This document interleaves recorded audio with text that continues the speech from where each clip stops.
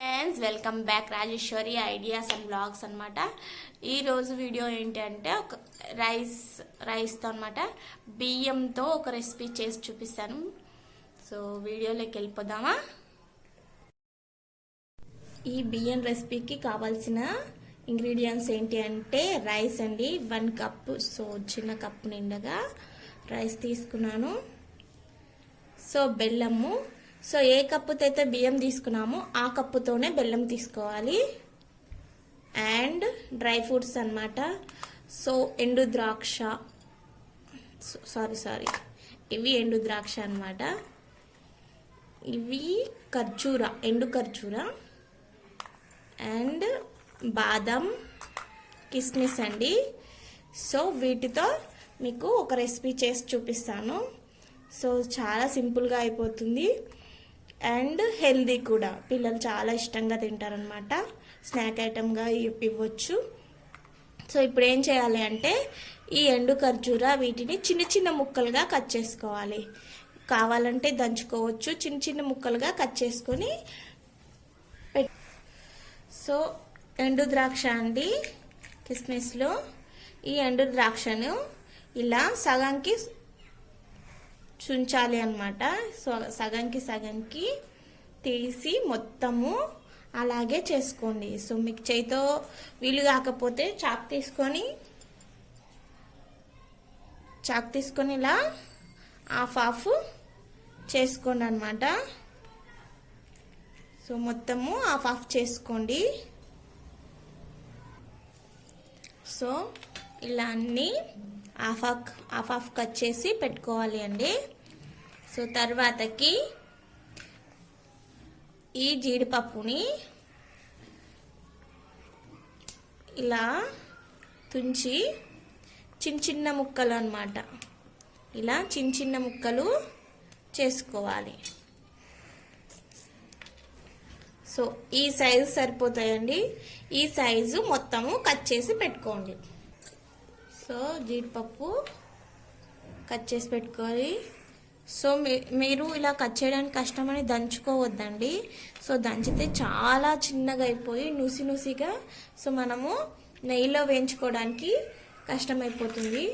So ఇప్పుడు బాదం అండి, బాదం కూడా సేమ్ చిన్నగా కట్ చేసుకోండి. సో వీలైనంత చిన్నగా కాదు, వీలైనంత చిన్నగా కట్ చేసుకోండి. సో సేమ్ ఇదే సైజులో మన జీడిపప్పు కట్ చేసాం కదా, సేమ్ ఇదే సైజులో కట్ చేసుకోండి. చూడండి ఇలా చిన్నగా కట్ చేసుకోవాలి. సో కనిపిస్తుంది కదా, ఈ టైప్లో కట్ చేసుకోవాలి. సో ఇప్పుడు ఎండు ఖర్జూర అన్నమాట. ఎండు ఖర్జూర కూడా చిన్నగా కట్ చేసుకోవాలండి. సో కట్ చేసుకోవడం కొంచెం వీలు కాకపోవచ్చు, కొంచెం.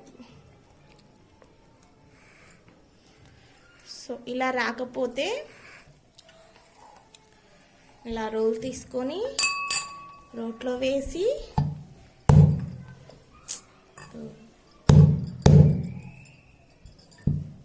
ఒకటికి 2 సార్లు దంచితే సో మీకు సౌండ్ వస్తుందని నేను చూపించలేదు. సో బాగా గట్టిగా దంచినామనుకో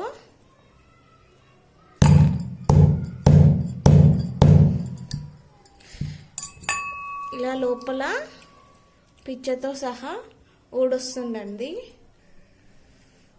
ఇలా ముక్కలుగా ఊడొస్తుంది. సో రోట్లో వేసుకొని కొంచెం కష్టం అవుతుందండి ఇవి తీయడానికి. సో నిదానంగా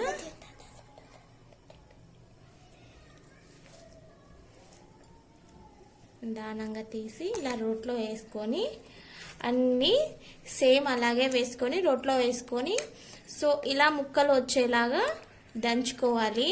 అంతేనండి. ఇలా చిన్న చిన్న ముక్కలుగా దంచుకోవాలి. సో ఈ ప్రాసెస్ కంప్లీట్ అయిందనుకో ఇంకా అన్నీ త్వరగా అయిపోతాయండి. సో గ్యాస్ వెలిగించుకొని గ్యాస్ పైన మనము ఆయిల్ పోసుకొని కడాయి పెట్టుకున్నాం అన్నమాట. చూడండి. సో ఆయిల్ బాగా వేడెక్కనివ్వాలి. ఆయిల్ వేడెక్కిన తర్వాత రైస్ సగం వేసుకొని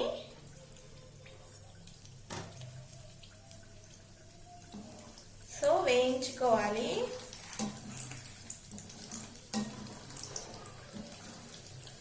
రైస్ కడగనవసరం లేదండి. ఈ రైస్ కూడా బాగా పొంగాలి అంటే మీరు ఒక హాఫ్ అన్ అవర్ ముందు నానేసుకొని తర్వాతకి వడకట్టి వాటర్ ఏం లేకుండా ఒక బట్టలో తడి క్లాత్లో తుడిచి తర్వాతకి ఇలా వేయించుకోవచ్చండి. అప్పుడు సేమ్ మన బొరుగులు కదా ఎలా పొంగుతాయో అలా పొంగుతాయి.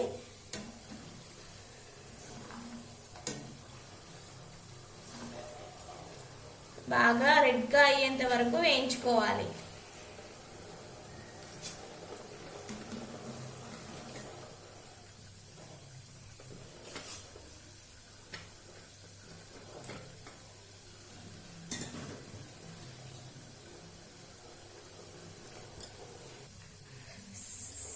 వేగిపోతున్నాయండి. వేగిపోతున్నాయి కదా. మీకు ఇలా వేయించుకోవడం వీలు పడకపోతే మన మరమరాలు ఉంటాయి కదండి, బొరుగులతో కూడా చేసుకోవచ్చు. బొరుగులు వేయించుకొని అవసరం లేదు కాబట్టి డైరెక్ట్గా ప్రాసెస్లోకి వెళ్ళిపోవచ్చు. బియ్యంతో అయితే కొంచెం టేస్టీగా ఉంటాయి.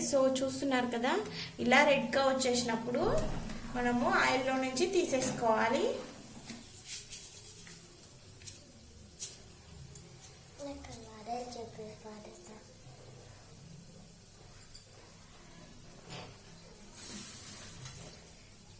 ఇలా ఈ జాలి గంటకి రాకపోతే ఇలా చాయ్ ఒడబోసేది ఉంటుంది కదండి, ఇలాంటి దాంతో తీసేసుకోవచ్చు అన్నమాట.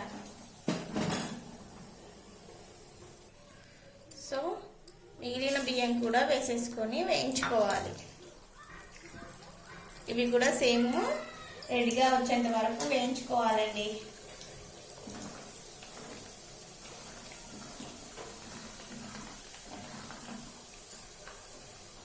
రెడీగా వచ్చేసినాక తీసేసుకోండి.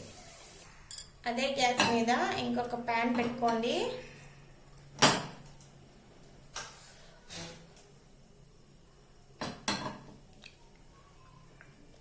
ప్యాన్ వేడయ్యేటప్పుడు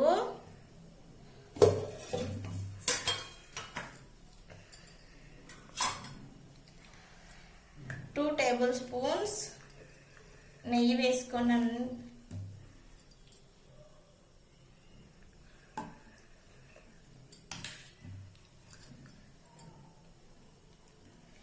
నెయ్యి వేసుకొని నెయ్యి బాగా వేడెక్కిన తర్వాత నెయ్యి వేడైన తర్వాత ఫస్ట్ బాదం పప్పులండి.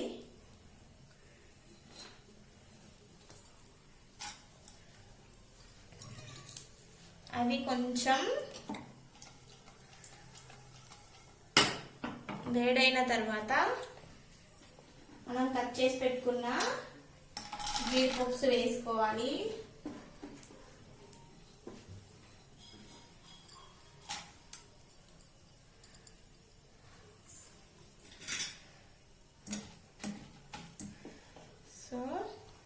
ఇవి కొంచెము వేగాలండి. ఇవి వేగిన తర్వాత ఇందులోనే మన కిస్మిస్లు అన్నమాట, ఎండు ద్రాక్ష కూడా వేసుకొని రెడ్గా వచ్చేంత వరకు వేయించుకోవాలి. ఎండు ద్రాక్ష పొంగుతుంది కదండి, అంతవరకు వేయించుకోవాలి. ఇందులో మన ఖర్జూరా వేయించుకొని అవసరం లేదండి. ఇవి వేగిన తర్వాత మనం తీసుకుంటాం కదా, అప్పుడు అందులోనే వేసేసుకుంటే సరిపోతుంది అన్నమాట. ఇవి వేగిపోయాయి కదండి, మనము తీసేసుకున్నాం. ఏ కప్పుతో అయితే బియ్యం తీసుకున్నామో ఆ కప్పుతోనే బెల్లం అండి. ఆ కప్పుకి 1/2 కప్పు వాటర్ తీసుకొని బెల్లం కరిగేంత వరకు కరిగించుకోవాలి. సో దీంట్లో బాగా కరిగింది కదండి బెల్లం. సో నేను వడపోసుకున్న, అంటే దీంట్లో ఏమన్నా మట్టి పిల్లలు ఏమన్నా వస్తాయి కదా, సో నేను వడపోసుకున్న ఆ వీడియో మిస్ అయిందనమాట. సో ఆ క్లిప్ మిస్ అయింది. సో బాగా ఇలా ఉడికించుకోవాలి, దగ్గరగా పడాలి అనమాట. సో ఇది ఏం పాకం రావాలంటే ముదురు తీగ పాకం రావాలి. మనము నీళ్ళల్లో వేసుకుంటే ముద్దలా రావాలి అనమాట. సో అంతవరకు వచ్చేంత వరకు ఈ పాకం రెడీ చేసుకుందాము. పాకం వచ్చేలోపు ఒక ప్లేట్ తీసుకొని ఆ ప్లేట్కి ఆయిల్ కానీ, సో ఆయిల్ అవసరం, ఆయిల్ వద్దు కానీ నెయ్యి రాసుకోండి. ఆయిల్ కూడా రాసుకోవచ్చు, కానీ నెయ్యి రాసుకుంటే మంచి ఫ్లేవర్ ఉంటుంది అనమాట. నెయ్యి రాసి పెట్టుకోండి ఒక ప్లేట్కి. సో పాకం వచ్చేసిందండి. సో నీళ్ళలోకి వేసినాక ఇలా ముద్ద కట్టాలి. సో ఈ పాకంలోకి మనము వేయించి పెట్టుకున్న బియ్యము, డ్రై ఫ్రూట్స్ అన్నీ వేసేసుకోవాలండి. అన్నీ వేసేసుకొని బాగా కలుపుకోవాలి.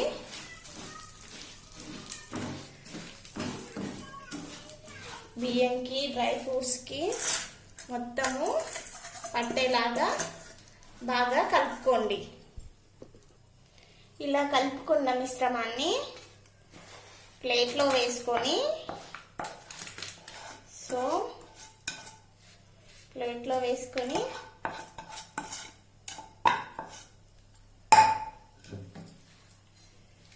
ఇలా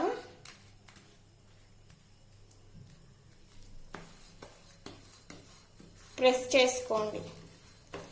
సో ఇప్పుడే ప్రెస్ చేసుకోవాలండి, కొంచెం చల్లారిన తర్వాత మళ్ళీ ఇవి ఎలా ఉన్నాయో అలాగే విడివిడిగా ఉంటాయి అన్నమాట.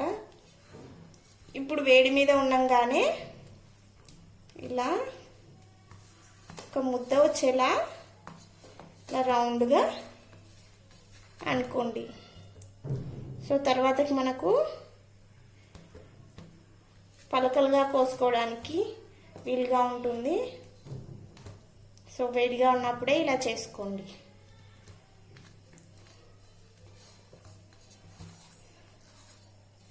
నేను చూపించాను కదండి, ముదురు తీగ పాకం రావాలి. లేదా తీగ పాకం అయితే మనకు పలకలుగా కోసుకోవడానికి రాదండి. సో ఇది కూడా కొంచెం చల్లారిన తర్వాత, అంటే కొంచెం గట్టి పడుద్ది కదండి, ఆ కొంచెం చల్లారిన తర్వాత కోసుకోవాలి. తర్వాతకి కోసినామనుకో, ఇట్లా ముక్కలు చేసామనుకో ముక్కలు కాదనమాట. సో చాలా గట్టి పడిపోతుంది. సో కొంచెం ఒక 10 minutes 5 minutes తర్వాత ఎలాగో చల్లారుతుంది కదండి, అప్పుడు ముక్కలుగా కట్ చేసుకోండి. సో చూసారు కదా, ఒక 5 minutes కానీ 10 minutes కానీ ఇలా వదిలేసారనుకో, అప్పటికి కొంచెం చల్లారుతుంది. అప్పుడు ఇలా ముక్కలుగా కట్ చేసుకోవచ్చు. సో ఇప్పుడు కట్ చేసుకోండి అనమాట.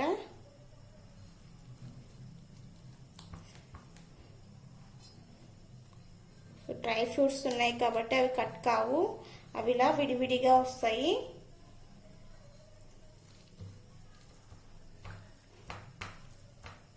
కొంచెం వేడి మీద ఉంది కాబట్టి మెత్తగా వస్తాయండి. కొంచెం ఒకవేళ చల్లారిన తర్వాత అయితే అస్సలకి రావన్నమాట. చూసారు కదా, ఇట్లా ఇక్కడ డ్రై ఫ్రూట్స్ అవల్ల కొంచెం అడ్డంగా వస్తాయి.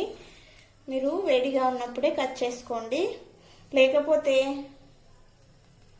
ఇలా తీసుకొని ఆయిల్ రాసుకొని, వేడిగా ఉందన్నమాట, ఇలా ముద్దలాగైనా చేసుకోవచ్చు. సో మీకు ఈజీ తరీకా అయితే ముద్దలు చేసుకోండి, చాలా కలర్ఫుల్గా టేస్టీగా ఇలా కనిపిస్తాయి అన్నమాట.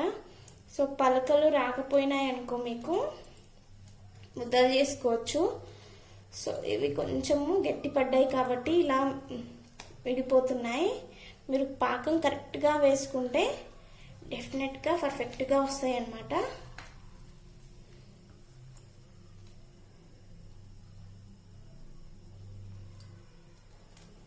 సో ఇలా రావాలన్నమాట, పలకలు పలకలుగా చాలా టేస్టీగా ఉంటాయి. సో ఇలా బియ్యంతో మీ పిల్లలకి తయారు చేసిస్తే టేస్ట్కి టేస్ట్, హెల్తీకి హెల్తీ, బెల్లము, నెయ్యి అండ్ డ్రై ఫ్రూట్స్ ఉన్నాయి కాబట్టి పిల్లలు చాలా టేస్టీగా ఉంటుందండి. పిల్లలు చాలా ఇష్టం కొద్ది తింటారు. సో ఇది అండి రెసిపీ. సో నాది ఏమైందంటే నేను మర్చిపోయాను అనమాట ఇలా ఆరేసిన విషయం. సో మొత్తం గట్టి పడిపోయింది ఎక్కడిదెక్కడిది. చూడండి ఎక్కడిదెక్కడి ఈ డ్రై ఫ్రూట్స్ మొత్తము గట్టి పడిపోయాయి అన్నమాట. సో అందుకే మీరు కొంచెము చల్లగా ఉన్నప్పుడు, కొంచెం వేడిగా ఉన్నప్పుడే ఇలా కట్ చేసుకోండి. మీకు ఇలా రాకపోయింది అనుకో, ఒక గ్లాస్ బియ్యంకి ఒక గ్లాస్ బెల్లం వేసుకోమన్నాను కదండి. ఒక గ్లాస్ బియ్యంకి 1.5 గ్లాసు బెల్లం తీసుకోండి. సో అప్పుడు మీకు పర్ఫెక్ట్గా వస్తుంది. సో ఇదైనా వస్తుంది, కానీ కొంచెం ఫస్ట్ చేసుకునే వాళ్ళకి రిస్క్ అవుతుంది.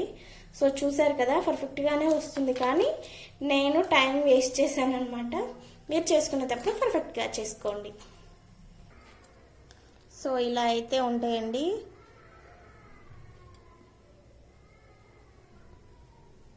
చూడండి ఇలా పలకలుగా వస్తాయి అన్నమాట. సో మీకు టేస్ట్ చేసి చూపిస్తానన్నమాట. సో చూసారా, చాలా కలర్ఫుల్గా వచ్చింది కదా.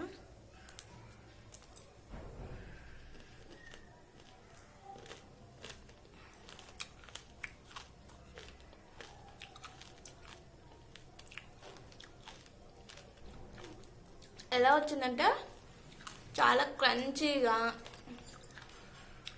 అండ్ అక్కడక్కడ డ్రై ఫ్రూట్స్ తగులుతూ చాలా టేస్టీగా ఉందన్నమాట. ఇది ఏంటి అంటే పళ్ళు ఉన్న వాళ్ళే తినాల్సి వస్తుంది, కొంచెం ఏజ్ అయిపోయిన వాళ్ళు తినలేరనమాట, అమ్మమ్మలు, తాతయ్యలు అలాంటి వాళ్ళు. కానీ ఎంగేజ్లో ఉన్న వాళ్ళకి మంచి పౌష్టికమైన ఆహారం అనమాట. సో రోజుకి ఒక పలకగానే తిన్నామనుకో చాలా హెల్దీ అనమాట. సో చాలా టేస్టీగా ఉంది. నా ఛానల్ తిని చెప్తా, చాలా అసలు నోరు ఆపాలనిపించట్లేదు, చాలా టేస్టీగా ఉంది. సో ఇందులో కిస్మిస్లు, బాదం, జీడిపప్పు అండ్ ఇది ఖర్జూర పడ్డది కదా, చాలా టేస్ట్గా ఉంది. సో చూసారా, సో ఇదంతా నేనే అయిపోగొట్టేస్తాను అనమాట. సో అలా నేను ఒక్కదాన్ని తిన్నాం, మా ఫ్యామిలీ మెంబర్స్ కూడా ఉంది. సో నా ఛానల్ మీకు నచ్చినట్లయితే లైక్ చేయండి, షేర్ చేయండి, సబ్స్క్రైబ్ చేయండి అండ్ కామెంట్ చేయండి అబ్బా, ఇంకేం చెప్పాలి మన ఛానల్ గురించి. సో మీ ఫ్రెండ్స్కి షేర్ చేసి మన ఛానల్ని సబ్స్క్రైబ్ చేసుకోమనండి అబ్బా. సంవత్సరం అవుతుంది కదా, ఇంతలోపు మానిటైజర్ కావాలి. సో ఇలాగే మంచి మంచి రెసిపీస్ కానీ, సో మంచి మంచి రెసిపీస్ అని చెప్పలేను, కానీ నాకు వచ్చిన రెసిపీస్ పెడతాను. సో ఖచ్చితంగా మీకు నచ్చుతాయి.